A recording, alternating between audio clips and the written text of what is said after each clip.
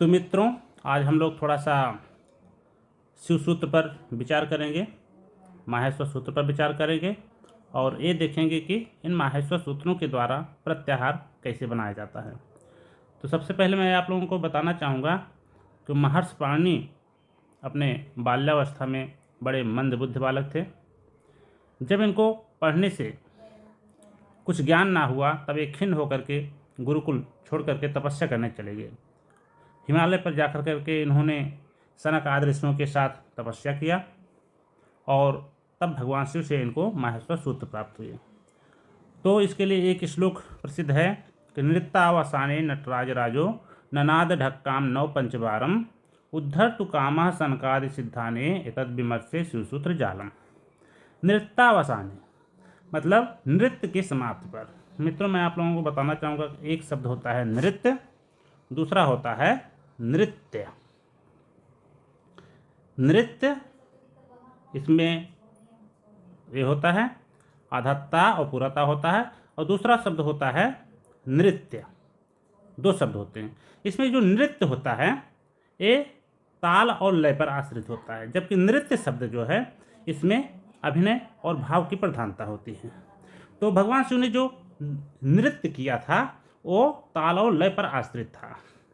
तो नृत्य की समाप्ति पर भगवान शिव ने नटराज राजा, नटराज राजा का अर्थ है भगवान शिव, नट का अर्थ होता है नाचने वाला, मतलब राज का अर्थ होता है श्रेष्ठ। तो नाचने वालों में जो श्रेष्ठ है उनमें भी जो उनसे भी जो श्रेष्ठ है अर्थात भगवान शिव, तो नटराज राजा का अर्थ हो गया भगवान शिव। तो भगवान शिव ने अपने नृत्य की समाप्ति पर ननाद ढक्काम नव पंचबारम, ननाद का अर्थ है बजाया, ढक्काम का अर्थ है बड़ा ढोल या जो है डमरू, क्योंकि भगवान शिव के पास डमरू ही था तो उन्होंने डमरू ही बजाया था। तो भगवान शिव ने डमरू बजाया कितनी बार? 9 पंच बारम। 9 पंच मतलब 5, 9 5 14, 14 बार उन्होंने डमरू को बजाया। किस लिए बजाया? उद्धर तु कामः सनकादि सिद्धाने, सनक आदि सिद्ध ऋषियों के उद्धर तु कामा, इनकी कामनाओं को पूर्ण करने के लिए। सनक, सनंदन, सनातन और सनत कुमार ये 4 ब्रह्मा के पुत्र थे।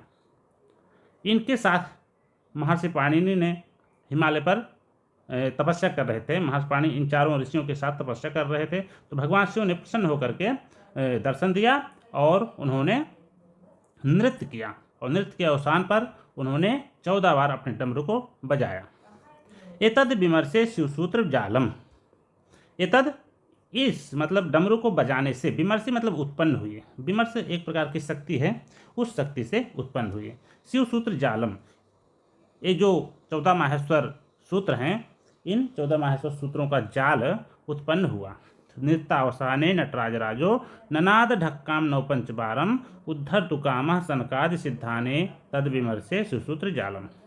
मतलब भगवान शिव ने नृत्य के अवसान पर, नृत्य की समाप्ति पर 14 बार अपने डमरू को बजाया, सनक आदि सिद्ध ऋषियों के कामनाओं को पूर्ण करने के लिए।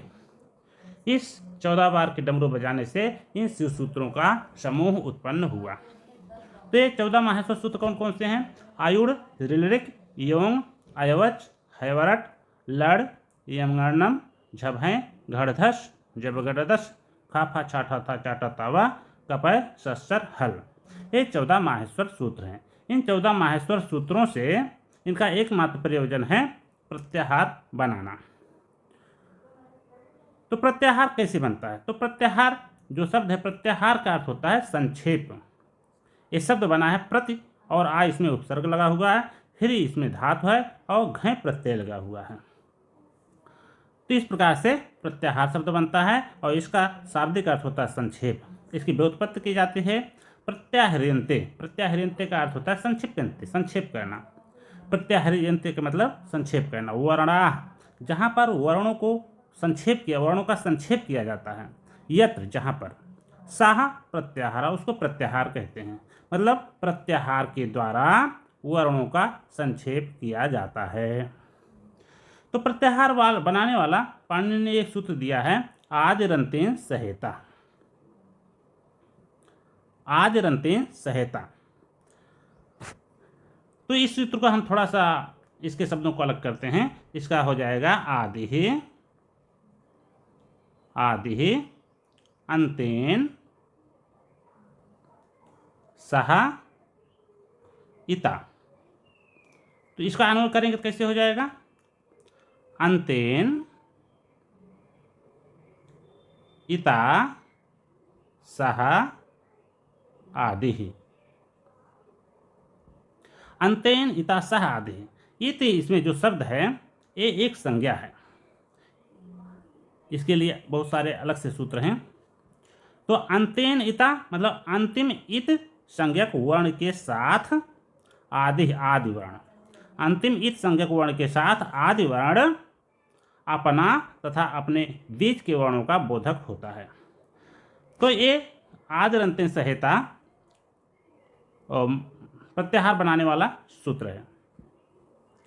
तो इस सूत्र का अर्थ हो गया, अंतिम इत संज्ञक वर्ण के साथ जो आदि वर्ण होता है, प्रारंभिक वर्ण होता है, वह प्रारंभिक वर्ण और बीच के वर्णों का बोधक होता है। अब मान लीजिए अच प्रत्याहार बनाना है। अच प्रत्याहार बनाने के लिए क्या करेंगे? तो इसमें देखेंगे चा कहाँ पे है। तो आप देख रहे हैं चौथे सूत्र में जो यहाँ पर चा है। अच्छा, यहाँ पर जो मैंने हरे रंग के वर्णों को दर्शा दिया है, ये 14 महेश्वर सूत्र प्रत्येक सूत्र के अंतिम वर्ण हैं और अंतिम होने के कारण ये सभी इत संज्ञक हैं। तो जो पहला सूत्र है आयुड़, इसमें ड़ा इत संज्ञक है। दूसरा सूत्र है ऋलृक, इसमें का इत संज्ञक है। तीसरा सूत्र है एवं, इंज्ञा इत संज्ञक वर्ण है। इसी प्रकार से प्रत्येक सूत्र के अंतिम वर्ण जो हरे रंग के बनाए गए हैं ये सब इत संज्ञक वर्ण हैं। तो जब हम प्रत्याहार बनाते हैं, जैसे अच प्रत्याहार बनाना है, तो इसमें देख रहे हैं चा है अच में, तो चा इसमें चौथे सूत्र के अंत में चा है। तो चा के पहले जितने वर्ण रहेंगे इत संज्ञक को छोड़ करके, जोड़ा का इंज्ञा है इनको छोड़ करके बाकी सभी वर्णों को ले लेंगे। तो क्या हो जाएगा? आ, ई, उ, री, लृ, ए, ओ,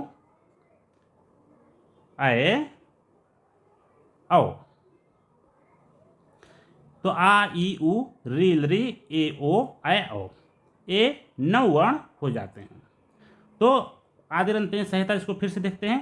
तो क्या हो जाएगा? अंतेन इता सह, अंतिम इत वर्ण मतलब चौथे सूत्र का अंतिम इत वर्ण चा है।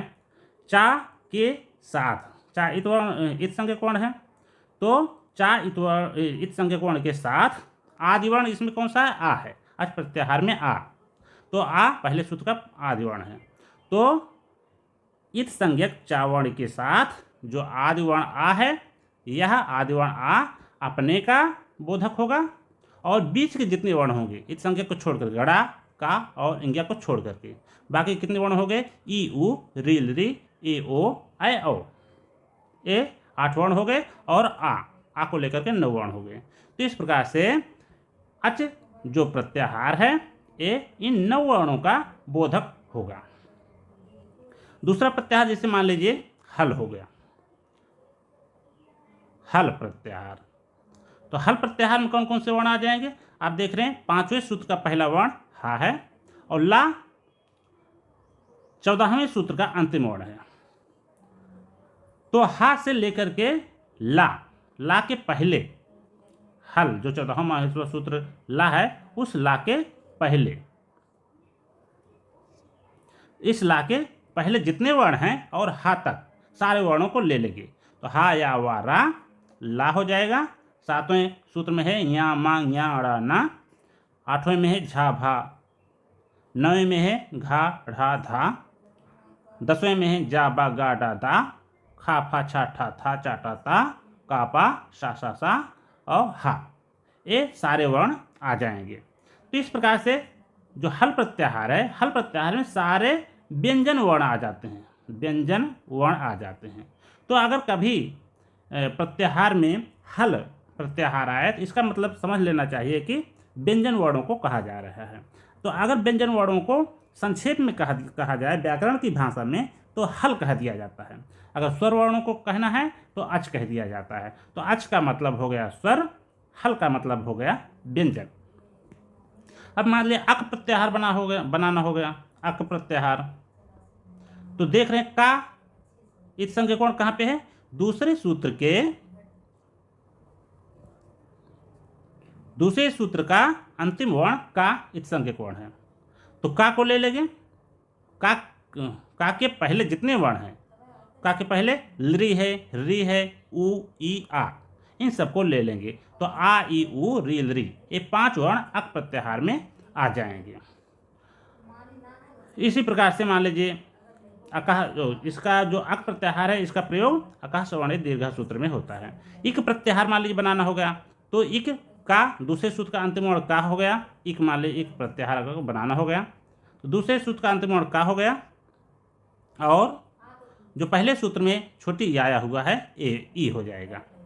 तो इक प्रत्याहार में कौन कौन से वर्ण आ जाएंगे? ई, उ, री, लृ, ई, उ, री, लृ, ये 4 वर्ण इक प्रत्याहार में आ जाएंगे। तो इस प्रकार से हम देखते हैं जो व्याकरण में जितने भी प्रत्याहारों का प्रयोग हुआ है, उनमें से लगभग पाणिनि ने 41 प्रत्याहारों का प्रयोग किया है अपने व्याकरण में, प्लस अगर रा प्रत्याहार को ले लिया जाए तो कुल मिलाकर हो जाते हैं 42 प्रत्याहार हो जाते हैं। उड़ादि सूत्रों में एक यम प्रत्याहार आता है, यम प्रत्याहार। तो यम प्रत्याहार को भी अगर जोड़ दिया जाए तो हो जाएंगे 43 प्रत्याहार। और वार्तिक पाठ में भी एक प्रत्याहार आता है चय प्रत्याहार। इस प्रकार इसको भी जोड़ दिया जाए तो 44 प्रत्याहार हो जाते हैं। वैसे अगर जिस तरह से प्रत्याहार बनाने के लिए कहा जा रहा है, इस तरह से बहुत सारे प्रत्याहार बन जाते हैं। जैसे मान लीजिए पहले सूत्र में ही कितने प्रत्याहार बन जाएंगे? आ, ड़ा मिलाकर आड़ प्रत्याहार बन जाएगा, इड़ भी बन जाएगा, उड़, 3 प्रत्याहार तो पहले सूत्र से ही बन गए। दूसरे सूत्र में भी 2 प्रत्याहार बन जाएंगे, री का ऋक, लृक,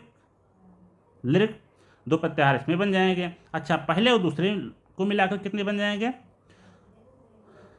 अक, इक, उक, ऋक, लृक। इस तरह से अगर देखा जाए 14 माहेश्वर सूत्रों से बहुत सारे प्रत्याहार बन जाएंगे।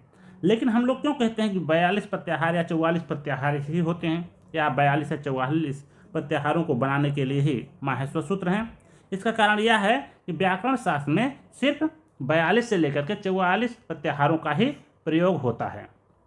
इसलिए कहा जाता है कि 44 या 43 प्रत्याहारों को बनाने के लिए ही माहेश्वर सूत्र बनाए गए हैं।